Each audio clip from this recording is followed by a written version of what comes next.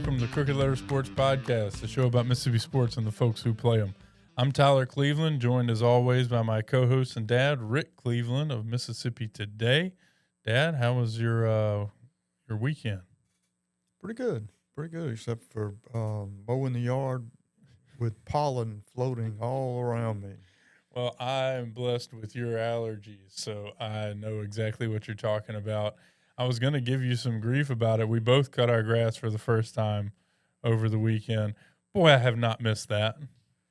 No, it's unfortunately, it's one of the rites of spring. Well, all I could tell myself the whole time I was doing it was, this is probably the best this is going to get. So just, suck it up and enjoy it.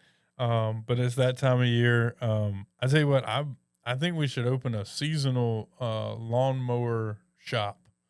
I think you'd just make a killing if you were only open for like 1 month a year. Well, I know one young man who does because I pay him. Right, exactly.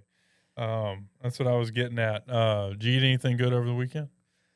Eat anything good? Yeah. I always eat good. I know you do. You usually eat well. I eat well, and I eat at least once a weekend. I eat, as you know, Mr. Dugan's salmon. Yeah, best kept secret in all of Jackson, or worst kept secret in all of Jackson. I don't know.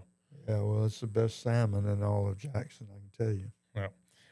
Well, he's not paying us for advertising, so let's move on. I know you spent some time at the basketball tournaments, the high school basketball tournaments, and we watched a lot of the college tournaments. Yeah, I made it out to the big house, as they call it, and where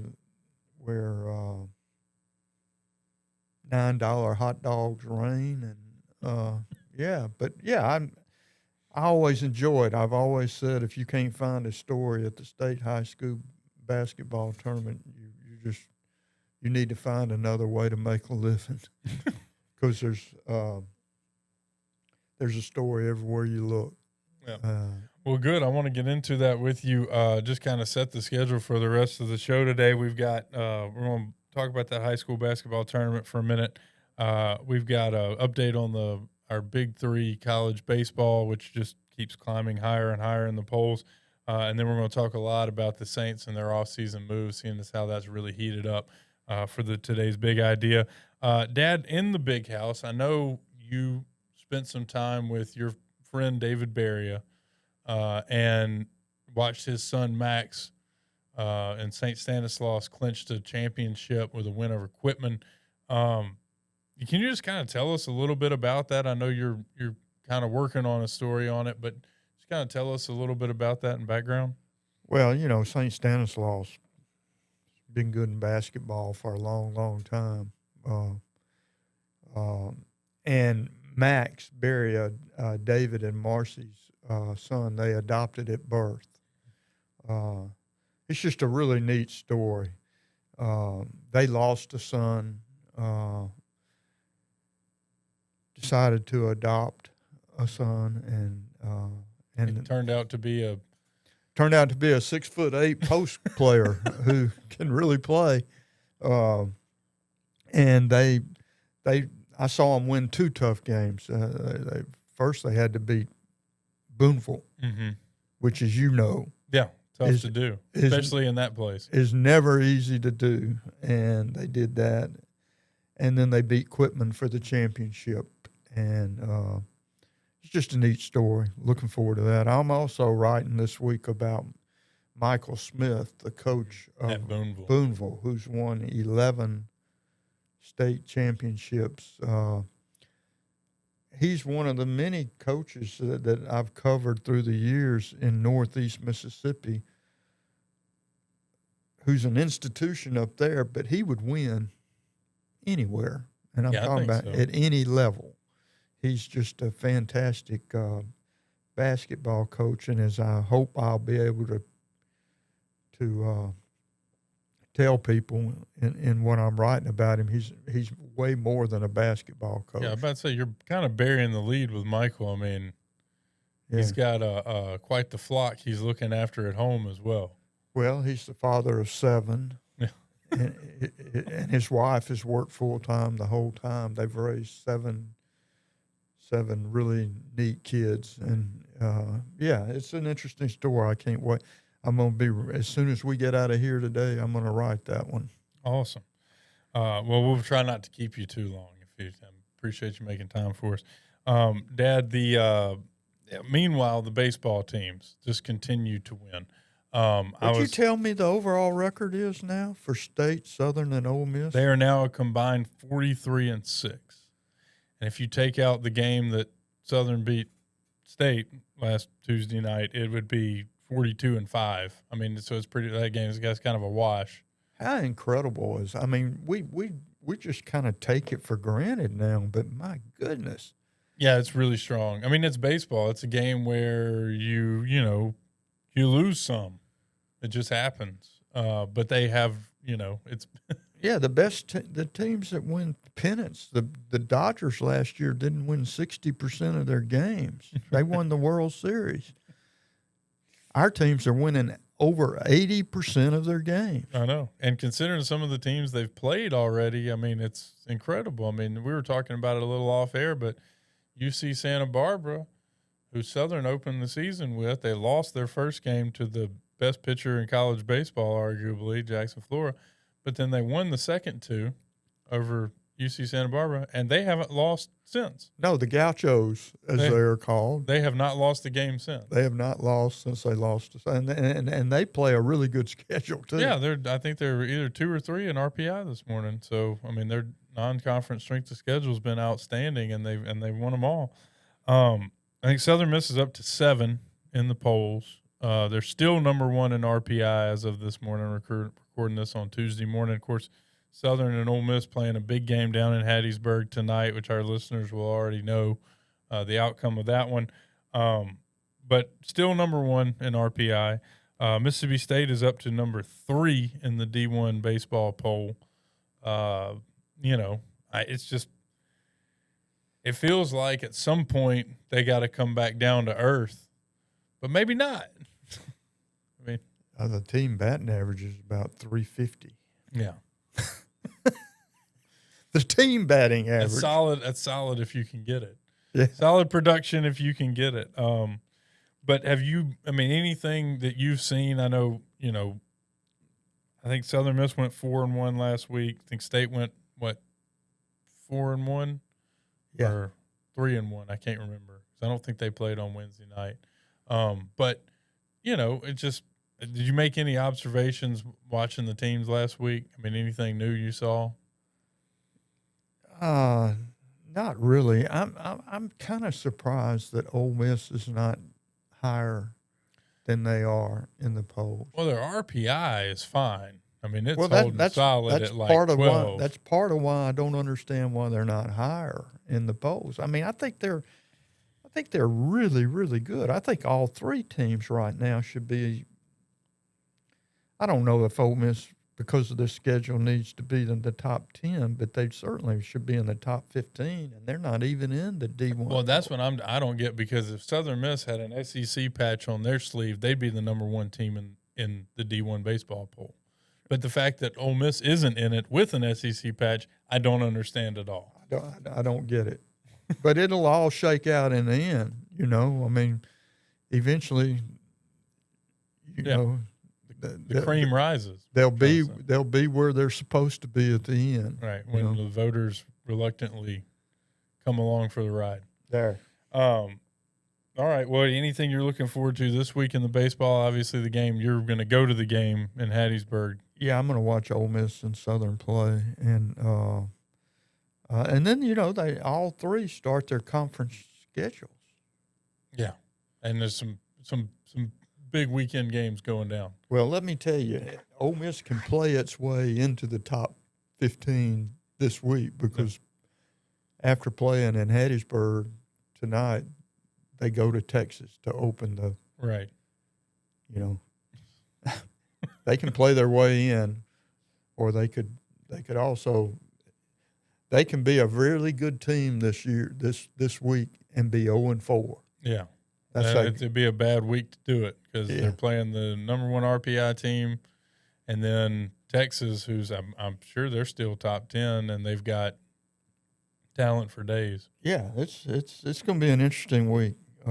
Southern's got a tough opening conference series. Arkansas State's got they're saying their best team in 30 years. So well, it's one of those things where like they could take 2 out of 3 against Arkansas State and go down in the RPI just because the teams around them at the top are playing such good teams. yeah, But it's it's really early, but it does help to get off to a good start in those first conference series. I mean, as we've seen, you can dig too big of a hole early. We've seen some State and Ole Miss do that in past years and got to work their way back. I have to laugh sometimes at these early season games, like the day after Southern beat Mississippi State, they lost to Nicholls. Yeah, Southern lost to Nicholls. And you would have thought the world had come to an end if you talked to Southern people or read the message boards. Nicholls is a giant killer in midweek games. Yeah. And has been this year and last year. I mean, and it's baseball. The worst, even if they were bad, the worst teams are going to sometimes beat the best teams. Yeah. It's just baseball. And go look at that Nicholls roster, though. It's like all guys from Pearl River Community College that Southern didn't recruit. You know what I mean? Like it was just – and you could tell watching the game how jacked they were about it. I mean, it was – it was just one of those games. Yeah. And it happens. But didn't hurt them too bad in the RPI or anything else, so they're still rolling right along. Dad, the big idea today, we're going to move to it now. The Saints feels like the end of an era. Just with the departures that we've seen so far. We had talked about Cam Jordan in this space.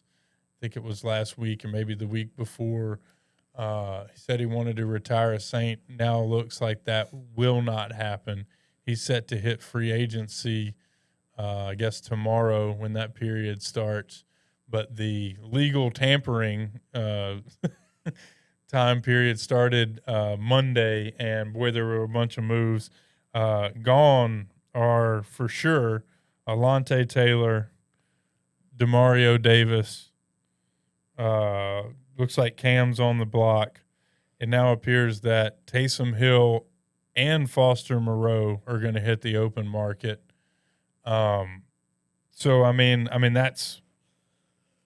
I mean, if I was going to name 5 guys that were kind of the face of the franchise right now, I mean, the only one not on that list is Alvin Kamara, and all of the headlines about him say that there are teams inquiring because the Saints have now added Travis Etienne, a New Orleans native, by the way, or Louisiana native, at 4 years, $52 million to ostensibly, I mean, it'd be their RB1. I mean, yeah, it is a huge changing of the guard. The one that hits closest to home for me is Demario. Yeah. I'm telling you, I've been watching the Saints since they existed. There's only one defensive player I would compare to him, and that was Ricky Jackson, and he's got one of those yellow jackets. right. He's pro football. Demario will too. He should. I don't know that he's a slam dunk, but he should be. And he's a great story. He's a Brandon High kid that wasn't really recruited. Yeah, went to Arkansas State.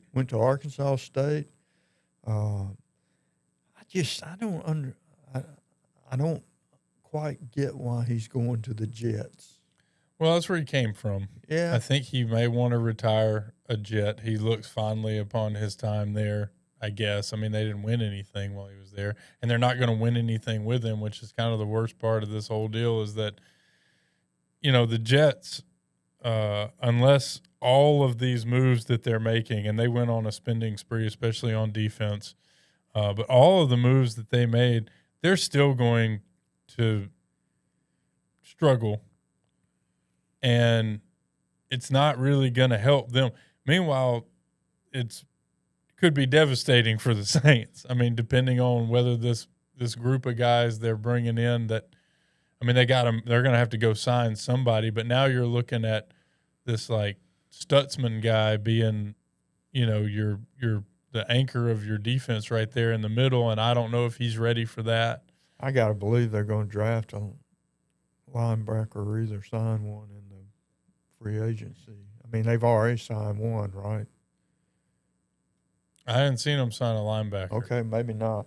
No. The thing about DeMario is not just how good he was on the field. And by the way, he had his career high in tackles last year. No, there's been no fall off. No, he's just been such a great player in the emotional core of the Saints. That's what I mean. It's potentially devastating for them, and it really doesn't. But I don't think that's going to move the needle much for the Jets. Yeah, I hate that he's not retiring a Saint, and I hate that they're losing him. I'm not sure what's going on at running back. Are they? They've got to be planning on. I'm thinking they got to be planning on unloading Kamara. Well, it's unclear at this point what they could get for him. I think if they would have traded him a year or two ago, they probably could have got, a mid-round draft pick or something like that. Now he says he doesn't want to trade. He wants to retire a Saint. He's going to command, I want to say it's $24 million this year to be to share the load with Etienne. The good thing about Etienne is he can catch passes. He's also an elite pass catcher as a running back, which really should help. But, I mean, he's not really like a north-south bruiser, which is kind of what you would want if you were going to keep Kamara and kind of platoon him. I'm unsure. I'm unsure. I'm glad they're adding offensive weapons because Lord knows they needed them. And they've also signed, and want to forget about him, David Edwards, the guard from the Bills, who is going to be a starter for the Saints immediately. And they definitely needed that. They probably still need to shore that up a little bit more in the interior offensive line because they've had all these injuries. But, I don't know if running back was where I was going with. And, it didn't seem like that was really the issue. There's got to be a plan. I just can't imagine the plan is that they're going to pay two $20 million running backs. Right. Well, Etienne's not going to make $20 million. He's more like 12 or 13. But, it's just I get why they didn't re-sign DeMario Davis like on its face. I mean, I wish that they would have because he was such a glue guy for the defense on top of being like the best linebacker, arguably in the NFC South. But now you're looking at, you're in year 2 of a rebuild. Do you re-sign the 37-year-old middle linebacker for $20 million, which is he got $20 million guaranteed from the Jets? And what do you do with a guy like Kamara? I mean, you can't cut him conceivably because then you're looking at $11 million in dead cap space, which you just got out of, cap hell. Yeah. So, I mean, we're no stranger to these cap moves, but the loss that may hurt worse. Ain't no doubt. Alontae Taylor. Yeah. I mean, that guy is the real deal. He's a guy corner you can put out on an island and put him on that best receiver for the other team, and he's going to get the job done. You can't replace that. I mean, not through the draft. There aren't very many of those guys around. Right. He reached the end of that rookie deal and just, I mean, I guess the hard work should have been done last year, to lock him up. But again, they were dealing with all these cap problems, and, a guy like that commands a lot of money. He's a huge investment. So, I mean, without, they haven't added anybody yet at the DB position, any of the DB positions in the offseason. So I would imagine they'll have to address that either in free agency or through the draft, because you can't go in. I mean, they don't have the guys to replace him in the corral right now. The Saints have, 8 draft? They do. They have 8 draft choices. Okay, so what are you thinking? Which position A? Corner?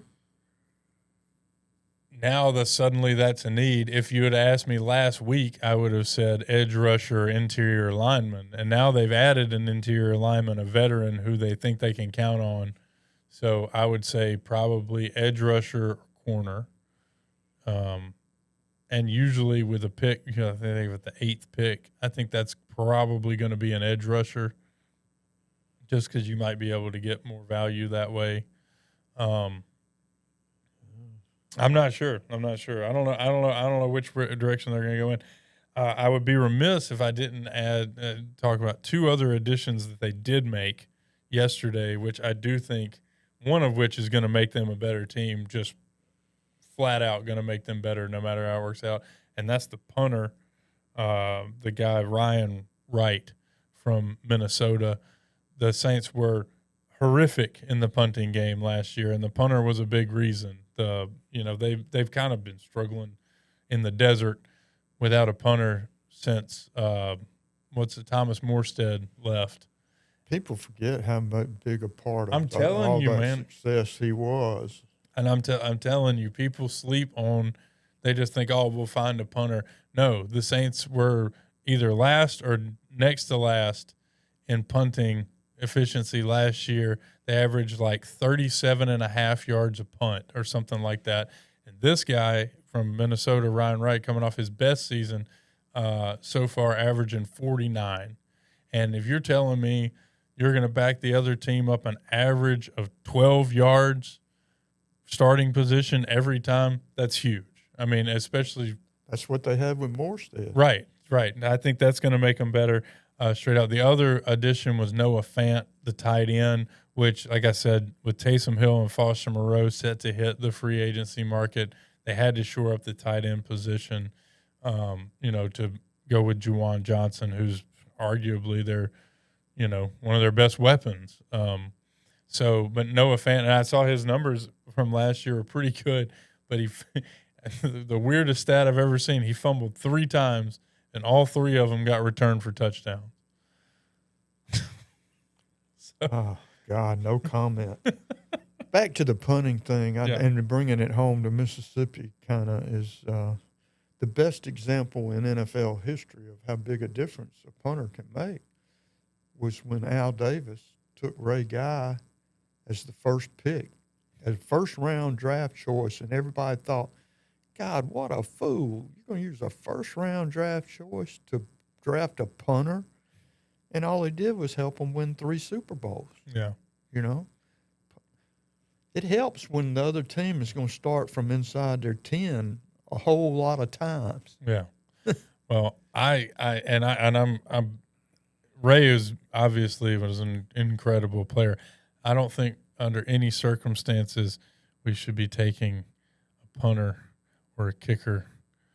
If you get Saints GM, if you're watching this, Mickey Loomis, do not take a punter or kicker in the first round on Rick Cleveland's advice. No, but if you were the Oakland Raiders back then and you had everything else. Yeah, no, if you're going to Mike Ditka and trade away all 7 of your picks for Ricky Williams and then say Super Bowl, here we come, and then proceed to win 6 games in the next 2 years combined, don't do that. Don't do that. What would you like to see the Saints do with the remainder of the offseason? Well, I can remember watching so many Saints teams that couldn't cover. Yeah. Couldn't cover. Or tackle. And they've got to get better at corner quick. Yeah. I agree. I think I'd rather see them address that through free agency rather than the draft. I would rather draft young edge rushers who have a chance to, grow. I would rather go into the season with potential at the edge instead of potential at cornerback, if that Yeah. makes sense, because it's the learning curve for DBs in the NFL is just astronomical. Dad, moving on, let's head to the Blitz. We've got a lot to get to here. I don't know if you saw it, but Gary Woodland did an interview with the Golf Channel. I did not. You're going to have to tell me. I did not know that he had surgery to reduce a swelling that he had in his brain a couple of years ago, and he had since been diagnosed, he revealed, with PTSD. And he recounted in a tournament where he had somebody he was playing, and all of a sudden his vision blurred, and somebody walked up behind him, and he got paranoid, and it broke down crying, and he was, during this interview, was shaking. And it got me to thinking how in the hell this guy was able to compete at that level in that game with those kind of mental issues. And I started thinking, I wonder what Rick's biggest distraction on the golf course is and whether or not it rose to the level of I don't PTSD. have on the course. I don't have that many, but I wake up in a cold sweat sometimes in the middle of the night, and I've swung and missed. In your dream? In my dream, I have swung and missed, and then said, "Well, I'm going to do better than that," and then I swing again, and I miss again, and I just keep swinging and missing. So I guess I don't have PTSD that I know of, but I do have a recurring nightmare, and that is it. A recurring nightmare that you can't hit the golf ball. Some people live that waking nightmare, for the record.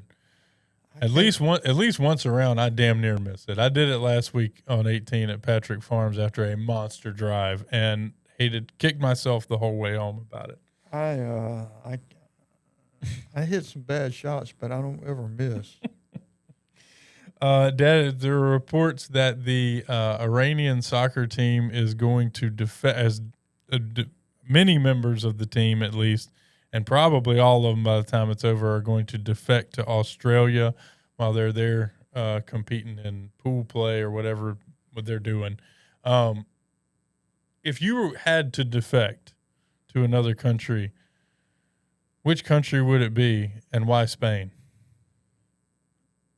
I would probably Australia would be a good choice. Yeah, especially if you're trying to avoid the fallout from war. That's right. Australia's kind of remote. I think they might be safer there than they would be. I don't know about that. Places. That's where Australia is where the devil keeps all of his pets. Well, Australia would probably be good, but they're doing this so they can keep living. Period. Yeah, makes sense. Yeah. And I agree with you. Australia wouldn't be a bad place to go. I think I might defect to Spain, though. My second choice would be Italy, I think. Good food, good wine. Sunshine. I'm with you. Dad, the Braves have had a very mixed spring. It's been good on the field. I believe as of this morning, they are 13-3 in 16 spring training games. Which means nothing. Right. But the off-the-field stuff, man, we mentioned it in passing last week just because the news had just broke before we walked in the studio.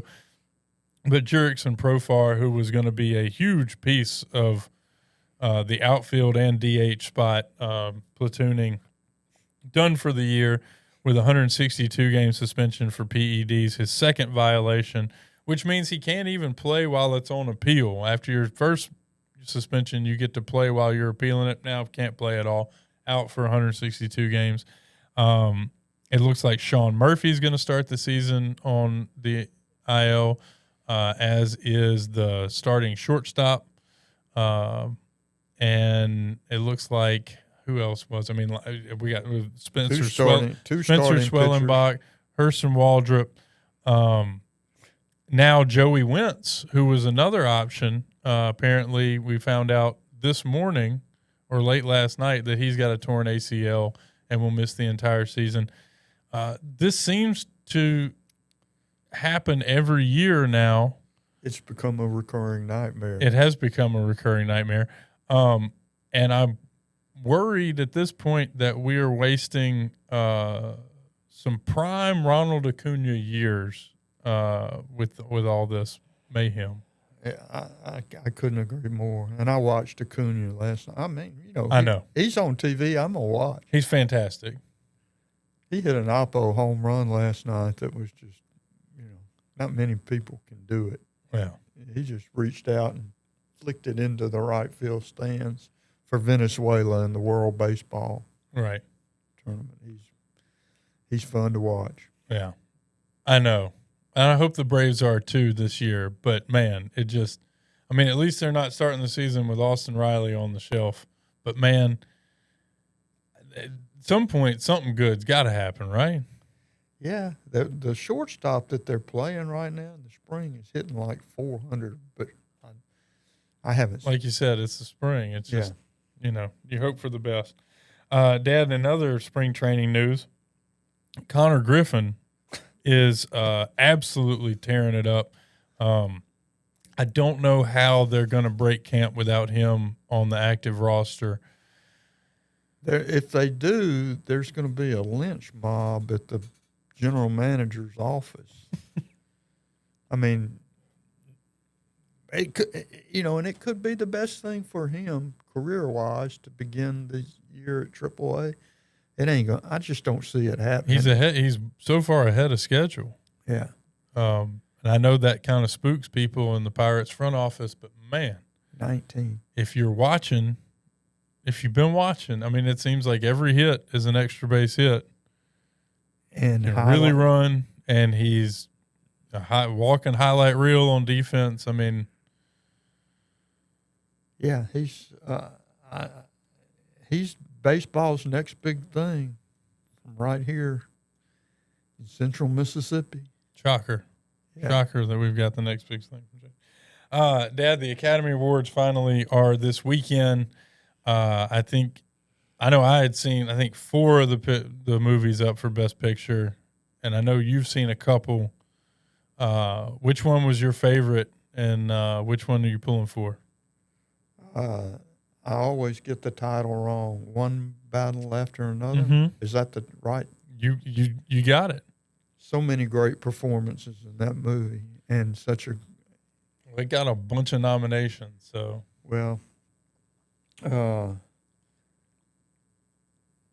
it's going to have to be a really, really good movie to beat it. Yeah. Well, I know you love Sean Penn in that movie, Lockjaw. So good. But don't sleep on Benicio del Toro. They're both up for Best Supporting Actor for that movie. Well, Leo's up for Best Actor. Yeah, I mean it's just a really, really fun movie. Well, I've got plans to watch Begonia this week, and I've seen a couple of the others. One Battle After Another is probably my favorite out of the ones I have seen. Man, it's been some good movies this year, despite everything that's going on in Hollywood, and I really hope that they can keep it up because I've been entertained as hell. Well, and don't sleep on Sinners. I mean, not necessarily for Best Picture, but for Best Actor. Yeah, Best Leading. Well, I mean, I think it's got a shot at Best Picture. It was really, really good. I mean, I wouldn't pick it over One Battle After Another or Hamnet, which was so good. I think she's going to win for Best Actor in that.